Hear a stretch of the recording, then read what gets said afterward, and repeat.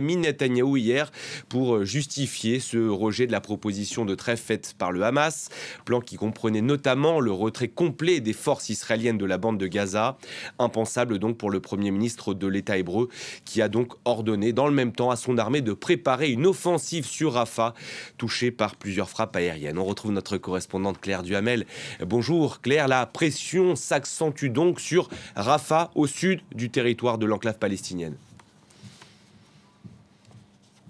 Bonjour. Oui, et cette ville de Rafah, c'est un cul-de-sac pour les civils palestiniens évacués. On estime le nombre de personnes déplacées à entre 1,3 et 1,5 million dans cette ville de l'extrême sud de Gaza. C'est 5 fois la population normale de la ville selon les Nations Unies. Cette population est épuisée, elle a évacué à de multiples reprises.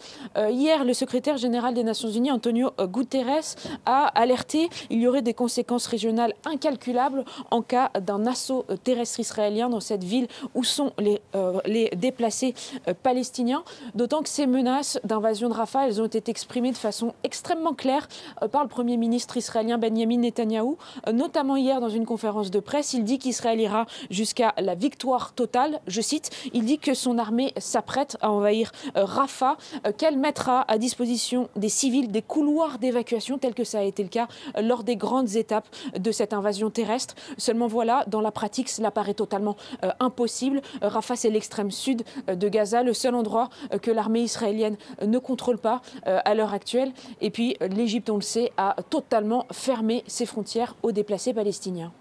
Claire, malgré les efforts diplomatiques déployés ces derniers jours, ces dernières semaines, même cette seconde trêve entre Israël et le Hamas, elle s'éloigne. Comment expliquer la fin de non-recevoir opposée hier par Benjamin Netanyahou ?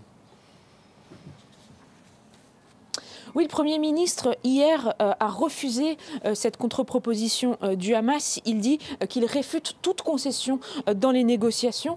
Le début de ces négociations avait commencé quand Israël avait proposé son projet de trêve au Hamas. Le Hamas avait pris une dizaine de jours pour finalement proposer une contre-proposition qui va beaucoup plus loin que ce que proposait Israël, bien sûr. On parlerait d'une trêve de 135 jours en 3 phases avec la libération de tous les otages israéliens et puis la libération dans un premier temps de près de 1500 prisonniers palestiniens, dont 500 ont été condamnés à la prison à vie. Et puis à terme, une exigence du Hamas, c'est le retrait total des troupes israéliennes de Gaza.